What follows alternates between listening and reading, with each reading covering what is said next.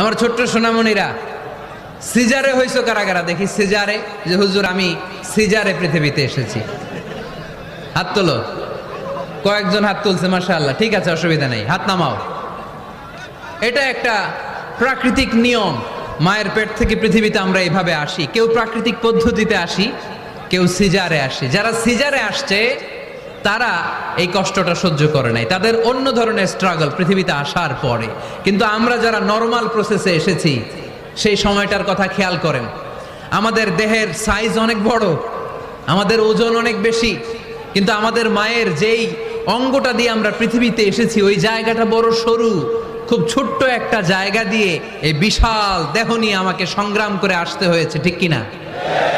এবং এটা laboratorically proved, scientifically attested যে এটা একজন বাচ্চার জন্য, নবজাতক নিউ বর্ন বেবির জন্য খুবই স্বাস্থ্যকর, খুবই হেলদি। কারণ এই ছোট্ট জায়গাটা দিয়ে, মায়ের ওই ছোট্ট অঙ্গ দিয়ে আমরা যে পৃথিবীতে আসি, আমাদেরকে একটা চাপ সহ্য করতে হয়। ওই চাপের কারণে আমার নাকের ভেতরে, কানের ভেতরে যে ধরনের দূষিত গ্লিসারিন আছে, পদার্থ আছে, এগুলো সব বের হয়ে যায়। আর এই প্রচন্ড চাপটা আমাদের দেহটাকে কর্ম সহিষ্ণু হয়ে গড়ে তুলতে সাহায্য করে। কোন সুবহানাল্লাহ।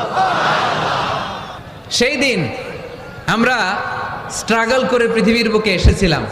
যেদিন মায়ের পেট থেকে যুদ্ধ করে আমাকে পৃথিবীতে আসতে হয়েছে, ওই দিন আমার কান ছিল?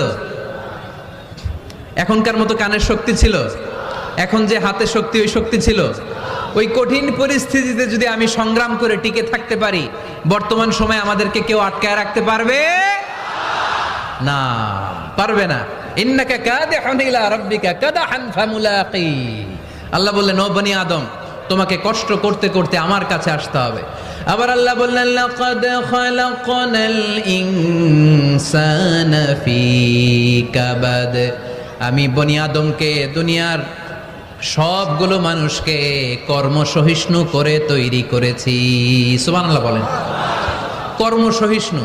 আমাদের এক একজন মানুষ যে আমরা কতটা কষ্ট আর ধৈর্য সহ্য করতে পারি আপনি কল্পনাও করতে পারবেন না। নর্মাল প্রসেসে আমাদের মা যেদিন আমাদেরকে ডেলিভারি দিয়েছিলেন, তখন আমাদের মা 57 ইউনিট প্লাস।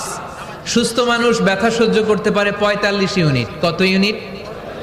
কিন্তু আমাদের মা যেদিন আমাদেরকে দুনিয়ার বুকে এনেছিলেন, সেদিন আমার মা, আপনার মা ব্যথা সহ্য করেছিল 57 ইউনিট প্লাস, 57 ইউনিটেরও বেশি।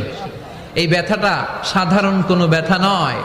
একটা অ্যাক্সিডেন্টে আপনার দেহের 20টা হাড় বা হাড্ডি ভেঙে গেলে যত ব্যথা, তার চেয়েও বেশি ব্যথা আমার মা সহ্য করেছিলেন। আমার মাকে ওই দিন এই ব্যথাগুলো সহ্য করার তৌফিক দিয়েছিলেন কে? তাহলে কি পরিমাণে কষ্ট সহিষ্ণুতা আর কর্ম সহিষ্ণুতা নিয়ে যে আমরা জন্মাই, আমাদের কোনো ধারণাই নাই। এজন্য আমি প্রায় বলি, ছেলে মেয়েদেরকে, সন্তানকে ননির পুতুল করে গড়ে তুলবেন না। ছেলে মেয়েদেরকে কষ্ট সহিষ্ণু করে গড়ে তোলেন।